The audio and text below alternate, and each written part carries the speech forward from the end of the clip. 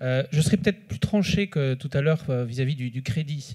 Je pense que le crédit, en particulier le crédit à la consommation, structure de façon profonde le statut de classe moyenne. Il le structure de deux façons. La première chose, c'est que le crédit à la consommation, notamment, crédit immobilier aussi, est destiné aux classes moyennes.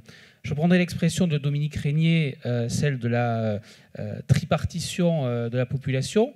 De façon caricaturale, le temps nous est compté, vous avez les classes modestes qui ont relativement peu accès au crédit, contrairement à une idée largement répandue.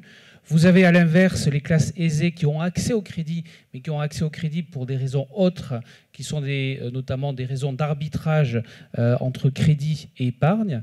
Et à l'inverse, le crédit à la consommation caractérise les classes moyennes pour lesquelles le crédit à la consommation est indispensable pour leur consommation de tous les jours.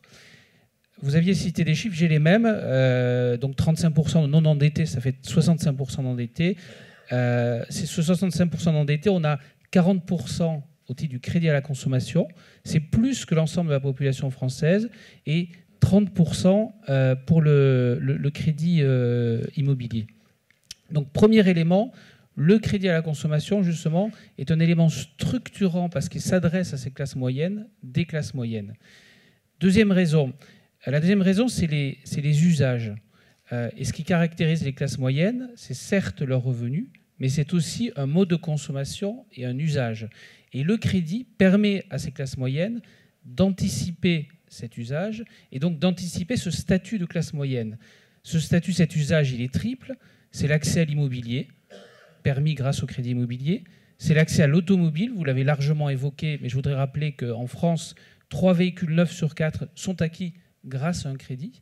Et c'est l'accès enfin à l'équipement de la maison, qui là aussi est très largement permis par le crédit à la consommation, tant et si bien d'ailleurs qu'on compte plus d'endettés au titre du crédit à la consommation pour l'équipement de la maison parmi les propriétaires que parmi les non-propriétaires.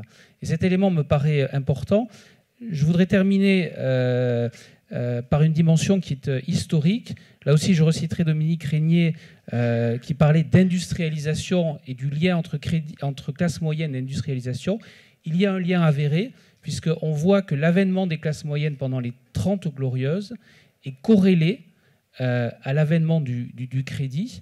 Et je vous renvoie à la création, par exemple, des premières sociétés financières d'après-guerre. C'est, par exemple, pour Sofinco en 1951, créé non pas par des banques, mais par la Fédération nationale de l'ameublement, pour justement répondre à ce besoin d'équipement du logement qu'ont les ménages. C'est un peu plus tard, en 70, par exemple, Finaref, créé à l'initiative de la Redoute.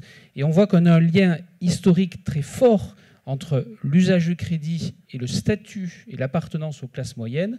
Ce lien historique, on l'a constaté après-guerre pendant les fameuses 30 glorieuses dans les pays industrialisés. On le constate aujourd'hui dans des pays comme le Brésil, l'Inde ou encore la Chine.